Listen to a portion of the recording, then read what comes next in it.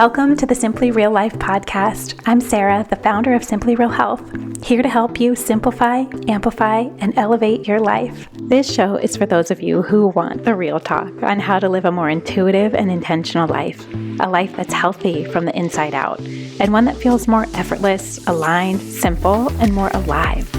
We cover it all, from health, wellness, mindset, motherhood, daily habits and rituals, to business and relationships, creativity and growth, and tiny tricks to feeling your best, and the energetics behind it all filled with personal stories, unfiltered conversations, and of course, answering all of your burning questions, all in the way of simplicity and keeping it real, so that you can create your own version of your healthiest life.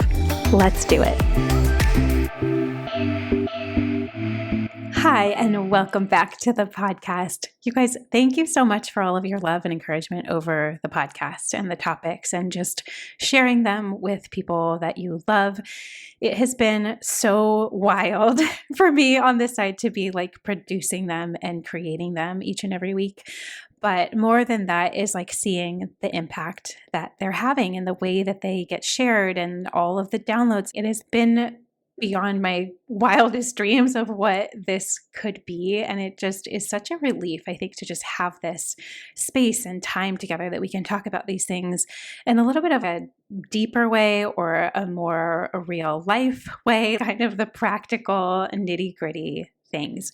Today is one of those episodes about something that I have been wanting to talk about and just in a little bit more detail for a long time, but it never feels like there's enough space or time, or that it is only maybe for specific people who are curious about this or wondering this question. And so today I want to dive in a little bit deeper on the why behind why I choose and want to use clean skincare products. And also it goes so much beyond skincare, but like cleaner products in my life. We know that I feel this way about food. We know that I am all about just real food and keeping it as simple as possible, keeping it as real as possible, keeping it back to the basics as possible, back to our body's wisdom, the way that food has always been grown, the way that our bodies can interpret what those foods are and break them down, doing that in a very easy to digest, easy to assimilate way, a way that is so much kinder on our bodies.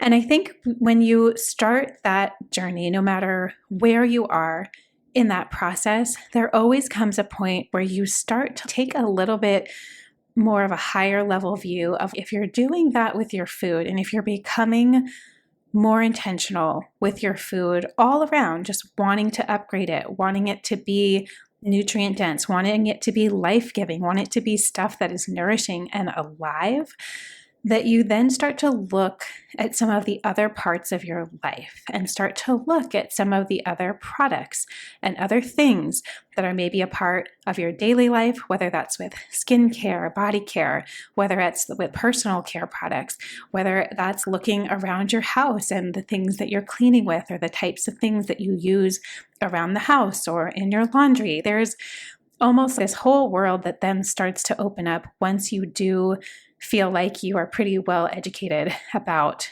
food. And that's what I want to dive into a little bit today, because for me, that turning point happened, I think it probably happened a couple of years after I was like fully eating real food. Unless I knew I had this instinct that, yes, of course, more natural would be better than not. I think that's a natural instinct that does start to happen when you're paying attention to food in that way of looking at it. Is this real or is this not real? But I would also say it took me a couple years to actually get to the point of starting to look at some of these other things in my life and really think about what am I using and why? And are there maybe some different alternatives or other things that I can do in this area of my life? Because I also want to be living in a way that feels good to me and living in a way that is aligned with my values and what I am wanting to get and how I'm wanting to feel and how I want to take care of my body. So for me, I had this light bulb moment when I was in college, and I remember sitting in this presentation, and it was, I think, in one of my science classes, I want to say, and there was this speaker that came in and they were talking about fragrances and chemicals that are added to our everyday items. And they had been doing this study that had been over the course of the last couple years, and it was mind-blowing research back then. This was completely unheard of, to take things that were a part of everybody's normal daily life, the brands that we all grew up with and knew, and they were starting to actually examine the impact on cellular health. And the studies were shocking and alarming, so much to the point where they started studying the connection and correlation between different rates of cancer, different disease processes in the body, especially the majority of those linked to breast cancer, thyroid cancer, prostate cancer, that they were finding this deep connection between rates of cancer and the amount of chemicals in that person's life. And so for me, I remember sitting there thinking, oh my gosh, this is something that nobody's talking about, but I can see how this would happen. We just all do the same things that have always been done, and we don't really think twice about the safety of things, especially if it's sold in a store. We just trust that it's fine for us. But in this study, it started to open my eyes a little bit to what is actually in those things. I have no idea. I've never looked. I look at my food labels, but I've never really looked at something like the label on my soap or on my shampoo, or starting to think about these things. And here's the turning point for me, was this fact that they said, your skin is actually the biggest organ in your body. It is a living, breathing organ. Anything that you put on your skin gets absorbed into your bloodstream. And we know that once things get into our bloodstream, it gets circulated all over our bodies. It made me start to think, okay, if it's circulating, if it's getting into my bloodstream, if these things are then absorbing from my bloodstream into tissues and into cells, that is a little bit of a sketchy thing. I guess I never knew that is how the body worked. It makes sense that is how the body works, because our skin is there to protect us from pathogens and germs. It's to keep the outside world out and separate from the inside world. But the thought of whatever I'm putting on my skin, or that's sitting on top of my skin all day long, including what I'm washing my clothes in, all of a sudden this light bulb moment started to happen where, oh my gosh, I have no idea. And this is something I probably do want to pay attention to if I'm going through all of this effort and all of this intention with my food, but then I'm sabotaging it all by allowing a lot of different chemicals and fragrances and things that end up actually being endocrine disruptors. This was part of the study too, that a lot of the chemicals that are in daily products that we use really without thinking have this component where they are endocrine disruptors, meaning they are hormonal disruptors. These are parabens, fragrances, added chemicals. This is an entire industry of things that are man-made and created, but are not closely regulated at all. This was one of the first studies that had been done on the impacts to our biological body and the cells, and especially with our hormones. The minute that I learned that the chemicals and things in these products that I was using had a potential to be altering my own hormonal makeup, that it could be increasing some hormones and depleting others, that it could sneak into the body and doing that in a way that I wasn't even really aware, it made me all of a sudden get passionate about wanting to get educated about this and wanting to learn about this and feeling, why is this something that I'm just learning about now? And that was back when I was, 22 years old, and thinking through, like, this has never once been a thought in my mind, using all of the conventional detergents and whatever face wash was going to help me with my teenage acne. And there was just such a different way, I think, of operating than there is right now, which is where we as consumers want to be educated and we want to know these things and not just be blindly going through the motions. For me, that was this pivotal moment where I started to connect a lot of dots that had been a little bit confusing before or murky. And the more I started learning and researching, there's a ton of information out there. There are tons of scientific studies. There are so many things that have these crazy linkages between the amount of chemical load that we take in every single day, whether that's through what we're breathing, whether it's through what we're eating, whether it's through our skin itself and the products that we're putting on it or sitting on top of our skin all day long. the daily things that we surround ourselves with in our environment has such a huge impact on our cellular health and especially our hormonal health. You can probably hear in my voice this passion because I feel like I work with so many women, and the amount of women that I do see that are frustrated right now with the state of their hormones, with the state of their thyroid, with the state of just their overall health, feeling tired and fatigued and lethargic and not able to fire on all cylinders, and just having that lower energy and that lower vibration going through their life and not really sure why they're having health issues, why their hormones are off, why they feel so low and fatigued and tired and just not able to fully engage in their life. There are so many factors, I think, that have never really been explained to us, but that are so worth getting educated about, especially as you think about long-term health and longevity. Obviously, I think the best place to start is looking at your food because that is another direct impact. But I'm also talking about people who maybe already do that. They already are eating real food. They already are living a pretty healthy lifestyle. But this factor is something that's just not widely discussed, and we are not very commonly educated, I would say, about that. But I think that is time to change. There is so much. You think about the rates of cancer, the rates of disease, the rates of things that people are struggling with is so much higher than it ever has been. And there are so many connection points between how we're living in our environment that are connected to some of these things that have may seem like they've been mysterious before. And so that is just one of the many reasons for me why I felt it was a really important step for myself to take a little bit more ownership and get a little bit more empowered and educated around what was really going on and being my own best advocate, especially around my health and learning how to protect myself a little bit better. When I found this out, I had this immediate instinct of, oh, hell no. I am not allowing that in my body. I do not need any other things messing up my system or my hormones or anything else than it would already typically be. Just there's an element of this where we live in modern day. There is no way to actually escape all of the chemicals or all of the toxins in our life. That's just not realistic. But the point being that there are so many things that are actually in our control, that are things that we have a choice in, a choice between product A or product B.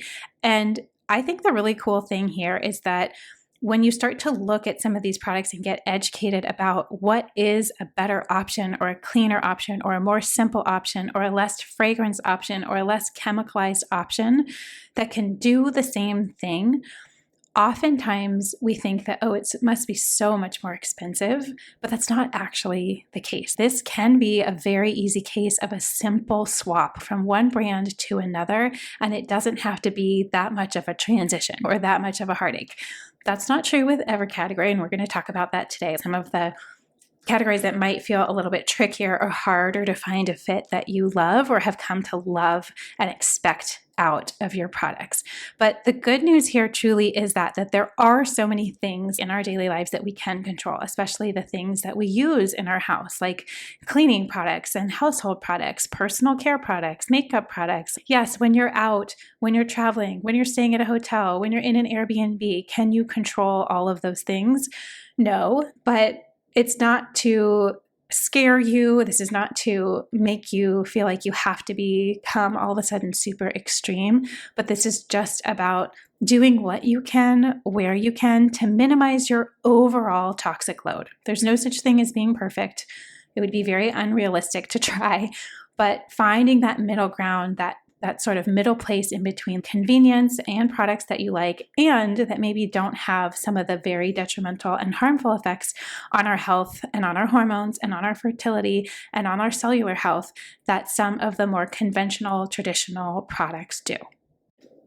I know that for some of you, this may be the first time that you are thinking about this or hearing about this or considering it, or maybe it has been something that you've been slightly aware of, but maybe wanting to take another step towards. I really feel like this is one of those areas where it's not all or nothing, where you can start to take and replace some of the products that you use as they run out before you buy the next thing automatically restocking exactly the same brand. That it could be a great chance and opportunity to look around, look what is actually in that product, start to get educated, download an app like Environmental Working Group where you can look up personal care products and they give a ranking in terms of toxicity and danger to your body on a scale. There are different resources out there, but today I thought it might be helpful to share some of the places that I myself started when I went down this journey, and just knowing too that it took a little bit of time. It takes a little bit of time to find the right fit or for exactly what you're looking for, especially with things that are a little bit more personalized, like makeup, let's say,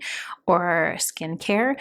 But just know that they do exist. And I feel like now more than ever, there are so many more options out there than even 3 or 4 years ago. There are these beautiful, amazing companies that are making this radical change and this radical shift, especially when it comes to women, because we have a tendency to just use a lot more products. Today, here are a few, I think, of the most pivotal places that you can start to make some change. Where could I get the most bang for my buck here? If I'm going to make a change, where would be the most impactful? The first place to start, and the place that I started, was thinking about my deodorant, because your deodorant in your armpits, they're right up next to one of the primary areas of lymph nodes in your body. And lymph nodes' job is to help filter things, like help filter chemicals, toxins, things coming in and out of your body. And you want that lymph system to be really clean and flowing. If it has a lot of stagnation, that's where you can see different sorts of growth starting to happen, which can then be the starting point for inflammation, which is then the starting point and marker for all disease processes in the body. Taking really good care of your lymph nodes and making sure it's flowing through your body is really important. And so the products that you put on and near your armpits, not only do they get absorbed into your skin, but because they are so close to so many of your lymph nodes, it would make a huge impact if you could clean up that product first.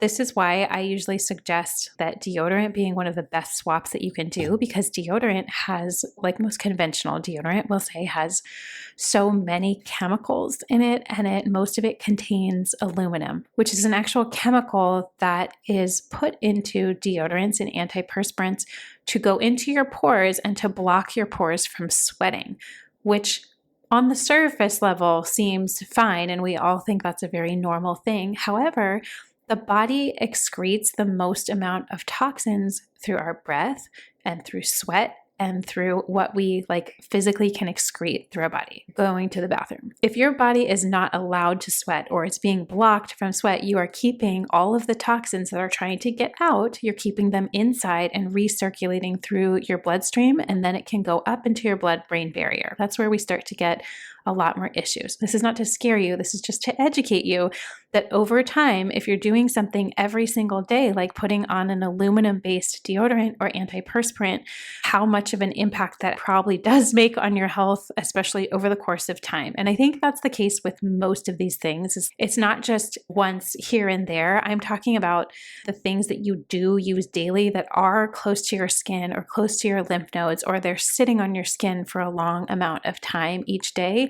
That is usually where I would suggest starting. There are tons of options out there now for non-aluminum deodorants, and I actually like to take it a step further and think of, I don't want to put anything near my armpits that has any type of chemical. I just want it to be almost as clean as I would be looking at a food label. Like, that is the standard for myself. It may be different for some of you, but this takes some unwinding a little bit of the way that we've all been programmed, which is it's not ladylike to sweat, or a sweat is a bad thing. It's actually a very normal and extremely healthy thing. And so to be able to just even normalize that, making the switch, especially to a natural deodorant, can be a very big switch because you're also dealing with that. You're also dealing with the mental thoughts that you're used to thinking and a physical sensation that you're maybe not used to.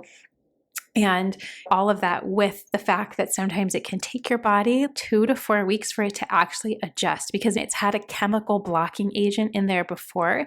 And so once that goes away, now there's a lot of toxins trying to get out. So you are feeling like you are a lot more sweaty or things are trying to get out and that maybe it does smell. Normal sweat when you don't have a lot of toxicity in your body doesn't really smell. So the more hydrated you are, doing things like chlorophyll drops can really help speed up this process because that's a natural blood builder and blood detoxifier. Doing those little tiny things as you are also maybe transitioning off of the chemical-based products can really help. While I say deodorant is one of the best places to start, it can also be one of the more intense places to start because sometimes it's not always a super seamless transition. But this is why I have found Primarily Pure deodorant to be the best. I have tried, over 20 different types of natural deodorant in my quest to find something that actually worked and that actually had ingredients that were clean enough to eat that I trust. And so that for me has been a great fit. And I know for so many of you in this community, you have also found the same thing. So I know we have a code for them if it's something where you're looking to make the switch, where you can get an extra 10% off just with the code Simply Real Health at checkout. And we'll put that in the show notes. But the point of it is finding something that will work for you. I just think it's one of the most impactful places to start if you're going to start with something and you don't mind going through a little bit of a transition to get to the other side where then your body is actually getting rid of stuff that it needs to. You hopefully don't really smell anymore. The cleaner that you eat, the more water that you drink, the more that you are taking care of your internal landscape, like from the inside out, is really what is getting you those end results. Next thing to think about is, I would say, just your skincare lineup, because this is usually something that we're using at least once a day, sometimes twice a day. This is so similar to food. When you think about all of the marketing that goes into these different personal care products, whether that's face wash or it's lotion or it's different types of serums, there is a massive marketing and messaging and media behind all these products. And there is very, very little in terms of regulation on these products. So not believing all the marketing, not believing the hype, not believing all of the messaging that we are getting around what these products will do for you without looking at what's actually in it, like how dangerous it might actually be, especially for products that you're using over and over, or that they have a tendency to sit on your face or on your skin for hours. The same could be said for makeup as well. If you're somebody who wears makeup every single day, that might be a very efficient point and place to start. Maybe if you don't wear makeup, it could be something more like the clothes that you're wearing every day. What are they washed in? Are you using a more conventional detergent that has tons of fragrance that's actually very overpowering? Fragrance is one of the number one hormone disruptors. I'm not talking about natural essential oils. I'm talking about fake fragrances that are added, things even like perfumes, right?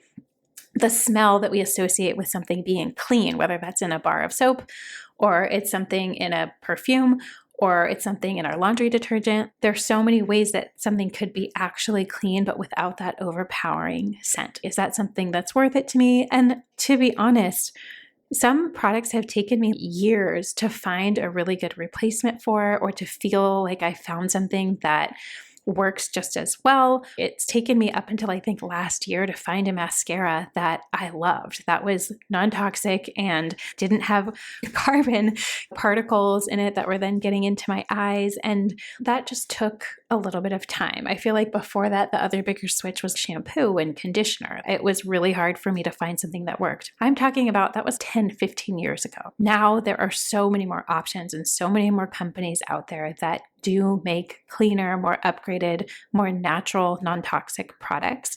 Sometimes it's just a matter of testing them. I always try to do my best to share what some of my favorites are, because I hope that I could save you some work, or at least give you a starting place or a few different brands or a few different products that you could try so that it doesn't feel super overwhelming. And I just want to reiterate here that this is something that may take a little bit of time, and that's okay. But starting to think of the impact of doing this now at this point in your life, of how many more uses and years would that change in your cellular health, with your hormones, just taking some of those agents that are coming into our lives that we may not really know about and just cleaning them out and simplifying them. Some of the best cleaner that gets things clean and disinfected can be a combination of water and white distilled vinegar. You can add a couple drops of essential oils if you want, but those things are so inexpensive. You can make your own at home if you want to. There are a lot of products that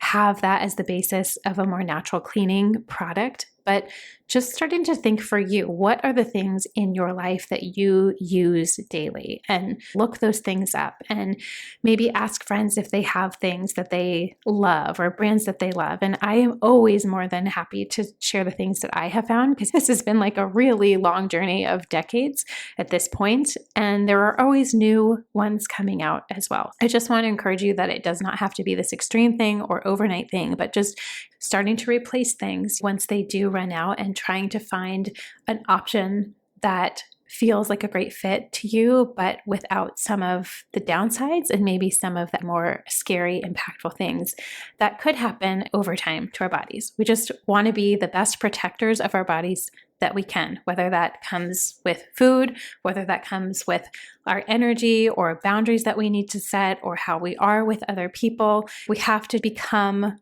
our own protectors in all senses of the word, physically and mentally and emotionally and energetically. There are so many things that are always vying for our attention, or that we fall into these patterns without really thinking through what the impact might be or the long-term effects might be. And so just taking an extra second to go through some things in your life, in your cabinets, and taking a closer look, and then starting to think, where would be an easy place for me to start?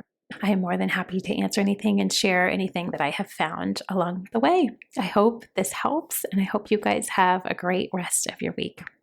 If you enjoyed this episode and want more like it, make sure you're subscribed to the Simply Real Life podcast wherever you listen to podcasts, and maybe share it with a friend or two. That would mean the world.